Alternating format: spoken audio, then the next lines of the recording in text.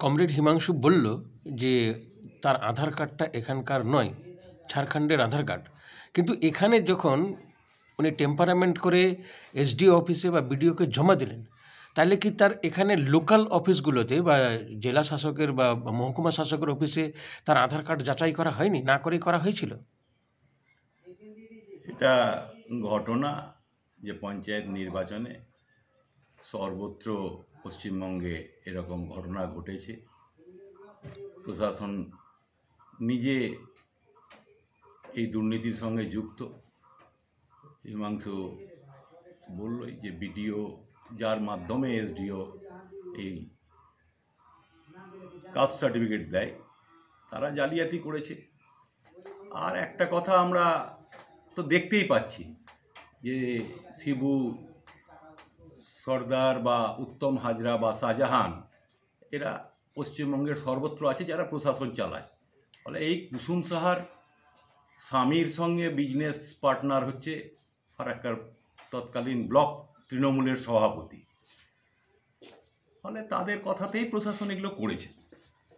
কিন্তু ঘটনা হচ্ছে, তাদের কথাতে যদি প্রশাসন করে থাকে, তাহলে তো প্রশাসনের নিরপেক্ষতার চেহারা আমরা দেখতে পাচ্ছি না। এই ব্যাপার নিয়ে আপনি কী বলবেন? গোটা পশ্চিমবঙ্গে যদি প্রশাসন নিরপেক্ষ থাকতো, তাহলে শাহজাহান, উত্তম সর্দার, শিবু হাজরার জন্ম হতো।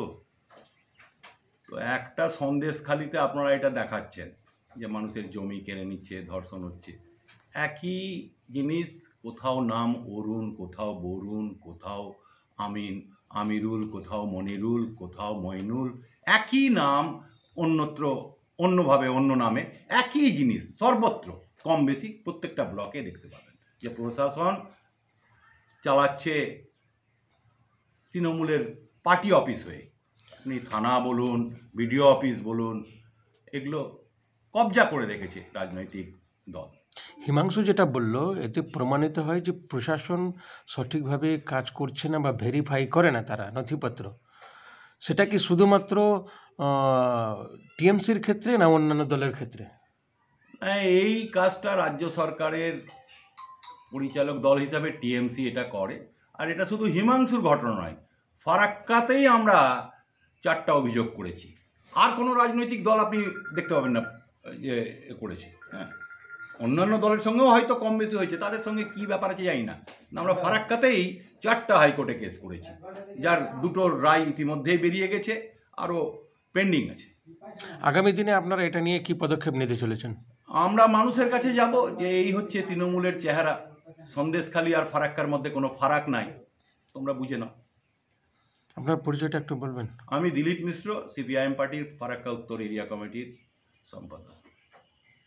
কনফারেন্সটা মূলত কি বিষয় নিয়ে এবং কি বলবেন? আপনারা ইতিমধ্যে জানতে পেরেছেন যে বাহাদুরপুর গ্রাম পঞ্চায়েতের যিনি প্রধান কুসুম সাহা, তিনি সংরক্ষিত আসন থেকে প্রতিদ্বন্দ্বিতা করেছিলেন ওবিসি সম্প্রদায় থেকে। সেই সার্টিফিকেটটা গত 29 তারিখ এসডিও জঙ্গিপুর সেই সার্টিফিকেট ক্যান্সেল করেছে। সেটাকে নিয়ে আজকে আমাদের একটা প্রেস মিট। কেস কবে হয়েছিল, কে করেছিল এবং কি বিস্তারিতটা একটু বলুন। দেখুন, আমরা ভোটের সময় আমরা জানতে পারি যে যখন তৃণমূলের পক্ষ থেকে প্রার্থী ঘোষণা হয়, আমরা দেখি যে বাগদাবড়া তালিপুর বুথে যার নাম প্রার্থী তালিকায় তৃণমূল করে কুসুম সাহা। তা আমরা জানি যে আমাদের সিটটা সংরক্ষিত ওবিসি, কিন্তু কুসুম সাহা আদতে বিবাহ সূত্রে এখানে এসেছেন, তার পৈতৃক বাড়ি বিহারে। তো তিনি কিভাবে এখানে সংরক্ষিত আসন থেকে তিনি প্রতিদ্বন্দ্বিতা করতে পারেন? আমরা কিছু ডকুমেন্টস পেয়েছিলাম, তখন আমরা বিডিওকে মৌখিক জানিয়েছিলাম, কিন্তু তখনকার বিডিও আমাদের ইলেকশনের আগে কথার কোনো কর্ণপাত করেননি। পরবর্তীকালে ভোটের পরবর্তীকালে আমি সে সার্টিফিকেট চ্যালেঞ্জ করে আমি এসডিওর কাছে লিখিত কমপ্লেন করি, এসডিও, বিডিও এবং ডিএমকে লিখিত কমপ্লেন করি, এবং আমি আরটিআই করি। আরটিআই করার পরে আমি যেটা আরটিআই রিপোর্ট পাই, সেটা আমি জানতে পারি যে কুসুম সাহা যে সার্টিফিকেটটা বানিয়েছেন আদতে আমাদের জঙ্গিপুর সাব ডিভিশন থেকেই বানিয়েছেন, বাগডোগরার বাসিন্দা হয়েই বানিয়েছেন।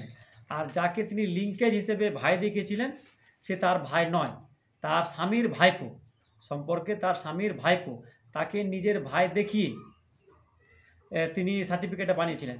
মানে বাবার নামটাকে সম্পূর্ণভাবে এডিট করে, ভবেশ সাহার বাবার নাম ক্ষিতিশচন্দ্র সাহা, কিন্তু তার নামটাকে এডিট করে কালীপ্রসাদ সাহার নাম করে তিনি সার্টিফিকেটটা বানিয়েছেন। পরবর্তীকালে তার উপরে ভিত্তি করে আমি হাইকোর্টে মামলা করি।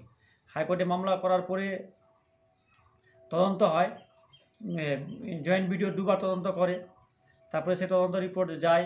পরবর্তীকালে আমরা এসডিওর কাছে গিয়ে জানতে পারি যে সে তদন্ত রিপোর্ট জমা করেছে। আমরা এসডিওকে পরবর্তীকালে বললে এবং কোর্টের অবজারভেশনে তাকে শোকজ করা হয়, এবং শোকজ করার পরে পরবর্তীকালে গত জানুয়ারি মাসের 25 তারিখ আমাদেরকে কুসুম সাহা এবং আমি যেহেতু অভিযোগ করেছিলাম, আমাকে তাদের এসডিওর সামনে মুখোমুখি বসায় প্রমাণিত করার জন্য। আমি সেখানে বলি যে তার সার্টিফিকেটের জাল, সে যে ডকুমেন্টসগুলো সাবমিট করেছে সম্পূর্ণ ট্যাম্পার করা ডকুমেন্টস, মানে যা ডকুমেন্টস করেছে সবটাই এডিট করা। তার বাবার নাম, তার বাবা কালীপ্রসাদ শাহ, তিনি বিহারের বাসিন্দা, তাকেও এখানকারই ডকুমেন্ট সাবমিট করে দিয়েছে। দেখলাম কি যে তার আধার কার্ড এখানকার আধার কার্ড, কিন্তু আমরা সেই আধার কার্ডে চ্যালেঞ্জ করি। আধার কার্ডে চ্যালেঞ্জ করার পরে যেই আধার কার্ডটা পায় সেখানে দেখা হয় যে আধার কার্ডটা এখানকার নয়, সেই আধার কার্ডটা বিহারে, কিন্তু আধার নাম্বারটা যে আধারটা ডকুমেন্ট সার্টিফিকেট বানাতে গিয়ে যে আধার কার্ডটা সাবমিট করেছিল সেটাতে এখানকার ডকুমেন্টস দেখেছিল বলে আমরা জানতে পারি সম্পূর্ণভাবে জাল নথিপত্র সাবমিট করে সার্টিফিকেট বানিয়েছে। এখন কি কন্ডিশন রয়েছে? এখন আমরা গত 29 তারিখ এসডিও জঙ্গিপুর সেই সার্টিফিকেটটাকে ক্যান্সেল করেছে। উনি তো এখন পঞ্চায়েতের প্রধান ছিলেন, পঞ্চায়েত প্রধান থেকে তাহলে কি ওনাকে বহিষ্কার করা হয়েছে?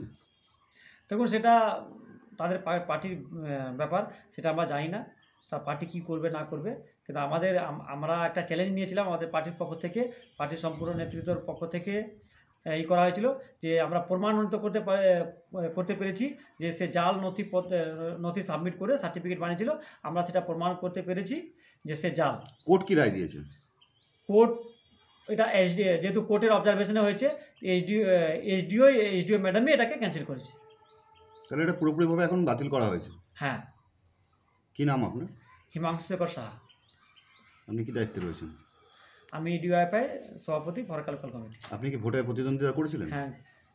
কত নম্বর বুথ? সেই বুথ থেকে 16 নম্বর বুথ থেকে আমি প্রতিদ্বন্দ্বিতা করেছি। সিপিএমে পার্টি হয়ে।